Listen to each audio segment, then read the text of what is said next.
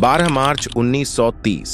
भारत की आजादी की लड़ाई में यह तारीख सिर्फ एक दिन नहीं थी, यह उस तूफान की शुरुआत थी जिसने ब्रिटिश साम्राज्य की नींवों को हिलाकर रख दिया। साबरमती आश्रम की शांति को चीरते हुए एक दुबला पतला आदमी महात्मा गांधी सफेद खादी में लिपटा, हाथ में लाठी लिए, एक ऐसे मिशन पर निकल पड़ा जो इतिहास में हमेशा के लिए अमर हो गया। ये था दांडी मार्च, 241 मील की एक शांत यात्रा, लेकिन इसके हर कदम में थी आग, हर लाठी की टेक में था विद्रोह और हर सांस में गूंज रही थी स्वतंत्रता की पुकार। ब्रिटिश हुकूमत ने नमक जैसे जरूरी जीवन पदार्थ पर टैक्स लगाया था, एक ऐसा टैक्स जो गरीबों की रोटी तक से जुड़ा था। गांधी ने इस अन्याय के खिलाफ आवाज उठाई, लेकिन बंदूक नहीं चलाई। उन्होंने लाठी उठाई और पूरे भारत को सिखा दिया कि सबसे बड़ी ताकत बंदूक में नहीं बल्कि सत्य और अहिंसा में होती है। उनके साथ 78 सत्याग्रही थे, लेकिन रास्ते में हजारों लोग जुड़ते गए। गांवों में स्वागत होता, लोग सड़क के किनारे फूल बिछाते और हर आंख में बस एक ही सपना होता, आजाद भारत का सपना। जब गांधी जी दांडी पहुंचे और समुद्र से नमक उठाया, वह सिर्फ एक चुटकी नमक नहीं थी,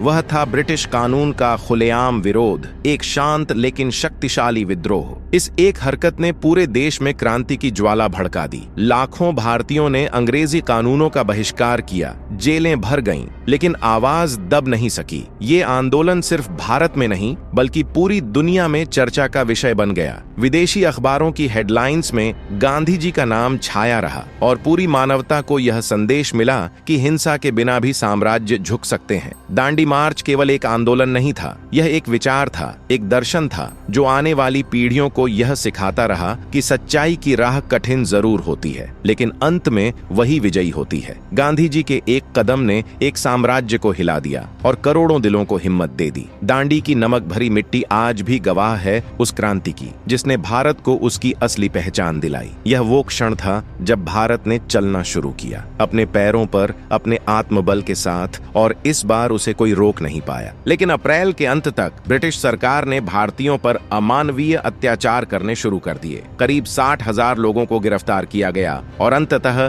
5 मई को स्वयं गांधी जी को भी गिरफ्तार कर लिया गया। लेकिन यह आंदोलन फिर भी नहीं रुका। नमक सत्याग्रह की आग बुझने का नाम नहीं ले रही थी। अगले 7 महीनों तक गांधी जी जेल में रहे, लेकिन अब भारत धीरे धीरे अंग्रेजों के हाथों से फिसलता जा रहा था। यह आंदोलन स्वतंत्रता की ओर एक निर्णायक मोड़ बन चुका था। आखिरकार 26 जनवरी 1931 का दिन वह ऐतिहासिक क्षण बन गया जब गांधी जी ने अंग्रेजों को घुटनों पर ला दिया। महज 1 साल से भी कम समय में उन्होंने ब्रिटिश हुकूमत को इतनी गहरी चोटें पहुंचाईं कि अंग्रेज सरकार उनकी हर शर्त मानने को तैयार हो गई। इसी दबाव में ब्रिटेन के राजा जॉर्ज पंचम ने स्वयं गांधी जी को लंदन में चाय पर चर्चा का न्योता भेजा। इस तरह गांधी जी पहुंचे लंदन के गोलमेज सम्मेलन में, जहां पूरी दुनिया की निगाहें उन पर टिकी थीं। एक और ब्रिटिश अधिकारी उनकी सादगी, उनकी सिर्फ धोती पहनने की आदत का मजाक उड़ाने में लगे थे, तो दूसरी ओर लंदन की आम जनता सिर्फ गांधी जी की एक झलक पाने के लिए तरस रही थी। सम्मेलन के बाद जब गांधी जी बंबई, अब मुंबई लौटे,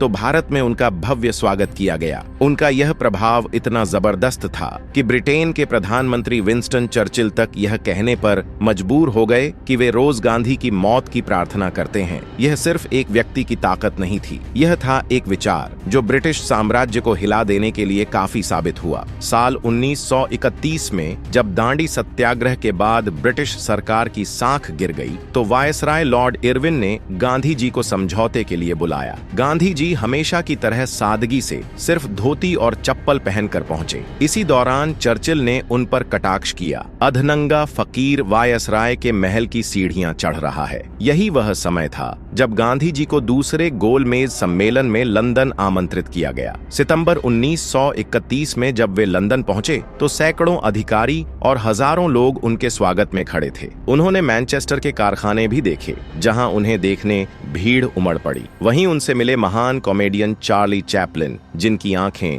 भावुक हो गईं। ब्रिटेन के सम्राट जॉर्ज पंचम ने उन्हें चाय पर बुलाया, जहां गांधी जी अपनी वही धोती पहनकर पहुंचे। जब पूछा गया कि क्या यह पहनावा उपयुक्त था, तो गांधी मुस्कुराए और बोले, सम्राट के कपड़े हम दोनों के लिए काफी थे। सम्मेलन में गांधी जी ने सिर्फ एक बात दोहराई, भारत की पूर्ण स्वतंत्रता चाहिए। उन्होंने कहा, नतीजा जो भी हो, मैं यहाँ से अच्छी यादें लेकर जा रहा हूँ। देश के कई बड़े नेता गांधी जी से मिलने के लिए वहां मौजूद थे, लेकिन भीड़ इतनी विशाल थी कि उनमें से किसी का पहुंच पाना आसान नहीं था। तब सरदार पटेल खुद रास्ता बनाते हुए गांधी जी को बंदरगाह से बाहर ले गए। इस दुर्लभ फुटेज में साफ देखा जा सकता है कि कैसे मुंबई की सड़कें लाखों लोगों की भीड़ से ढकी हुई थीं, मानो कोई तूफानी लहरें उठ रही हों। यह इंसानी समंदर गांधी जी के पीछे जयकारों की गूंज के साथ चल रहा था, सिर्फ उन्हें देखने, उन्हें छूने, उनकी उस शक्ति को महसूस करने के लिए जिसने अहिंसा के बल पर उस विशाल ब्रिटिश साम्राज्य को नीचा दिखा दिया। एक ऐसा साम्राज्य जिसकी सीमाओं में कभी सूरज नहीं डूबता था। गांधी जी की स्वदेश वापसी के मौके पर आजाद मैदान में एक भव्य महासभा का आयोजन हुआ, जहां लाखों लोग एकत्रित हुए। यह वह क्षण था जब गांधी जी को देखकर पूरा देश एक नई ऊर्जा से भर गया था, और उस समय खुद गांधी जी के लिए यह कहना मुश्किल था कि वे लंदन से खाली हाथ लौटे हैं, क्योंकि वे जनता का प्रेम, विश्वास और एक नई आजादी की उम्मीद लेकर लौटे थे। वरिष्ठ पत्रकार डोमिनिक लापियर लिखते हैं कि जब गांधी जी बंबई बंदरगाह पर उमड़ी भीड़ से मिले तो उन्होंने मुस्कुराकर कहा, मैं खाली हाथ लौटा हूं। ये शब्द निराशा नहीं बल्कि एक चेतावनी थे। भारत को फिर से सविनय अवज्ञा का रास्ता अपनाना होगा। जल्द ही गांधी जी को पूना की येरवाड़ा जेल में शाही कैदी बना दिया गया। अगले 3 सालों तक उनका जेल आना जाना चलता रहा। उधर लंदन में चर्चिल गांधी जी और उनके आंदोलन से इतने नाराज थे कि उन्होंने कहा, गांधी और उनके विचारों को कुचल देना होगा। 1940 में जब उन पर भारत को आजादी देने का दबाव बढ़ा तो उन्होंने साफ कहा, मुझे ब्रिटिश साम्राज्य को खत्म करने के लिए प्रधानमंत्री नहीं बनाया गया है। लेकिन 8 अगस्त 1942 को गांधी जी पहली बार खुले गुस्से में बोले, मुझे तुरंत आजादी चाहिए, आज ही सुबह से पहले। यही वह पल था जिसने आजादी की अंतिम लड़ाई का बिगुल बजा दिया।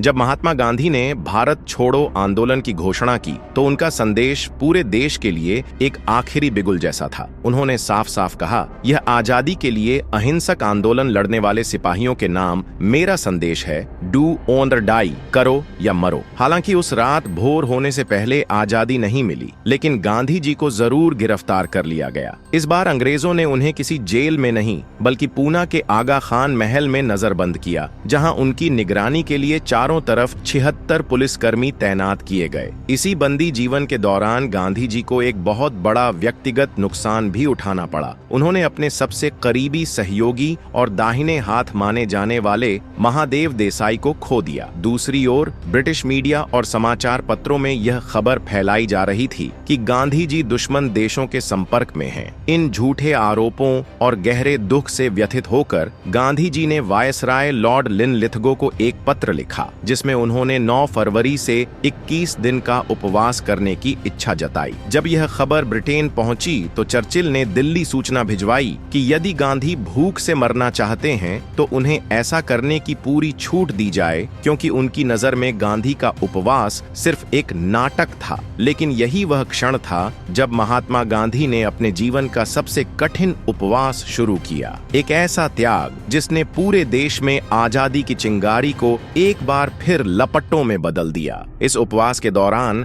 महात्मा गांधी सचमुच मौत के मुंह तक पहुंच गए थे। उन्होंने 10 फरवरी 1943 को अपना उपवास शुरू किया। मीराबेन लिखती हैं कि उपवास के तीसरे दिन से ही गांधी जी को उल्टियां शुरू हो गई थीं और 5वें दिन तक वे बेहद कमजोर, थके हुए और टूटे हुए दिखाई देने लगे थे। उन्होंने गीता पाठ तक छोड़ दिया, जो उनके जीवन का अभिन्न हिस्सा था। उस समय गांधी जी की हर छोटी बड़ी गतिविधि की जानकारी सीधे विंस्टन चर्चिल तक पहुंचाई जा रही थी। लेखक आर्थर हरमैन लिखते हैं कि चर्चिल को पूरा यकीन था कि गांधी का उपवास केवल एक सड़क छाप नौटंकी है। वह मानते थे कि भारतीय भले ही गांधी जी को उनके गुणों के लिए पूजते हों, लेकिन उनकी नजर में गांधी केवल एक आध्यात्मिक नियम हकीम थे। हालांकि दक्षिण अफ्रीका के राष्ट्रीय फील्ड मार्शल जैन स्टम्स ने चर्चिल को सावधान करते हुए चेतावनी दी थी कि वे गांधी को हल्के में न लें, क्योंकि वे पहले भी उनसे से दो चार हो चुके थे और गांधी की आंतरिक शक्ति से परिचित थे, लेकिन चर्चिल ने इस चेतावनी को हंसी में उड़ा दिया। 19 फरवरी को सुशीला नैयर ने अपनी डायरी में लिखा कि उपवास का 8वां दिन गांधी जी के लिए बेहद कठिन था। दिन भर उन्हें सिर में असहनीय दर्द होता रहा। ऐसा लग रहा था जैसे उनका सिर फटने वाला हो। उन्होंने बात करना, सवालों का जवाब देना, यहाँ तक कि देखना और सुनना भी लगभग बंद कर दिया था। ये गांधी जी के जीवन की सबसे कठिन परीक्षा बन चुकी थी। एक ऐसा क्षण जब उनका शरीर लगभग जवाब दे चुका था, लेकिन उनका संकल्प आजादी के लिए और भी दृढ़ होता जा रहा था। 20 फरवरी 1943 को जब बॉम्बे प्रेसिडेंसी के सर्जन जनरल ने गांधी जी को देखा तो कहा, उनका अंत निकट है।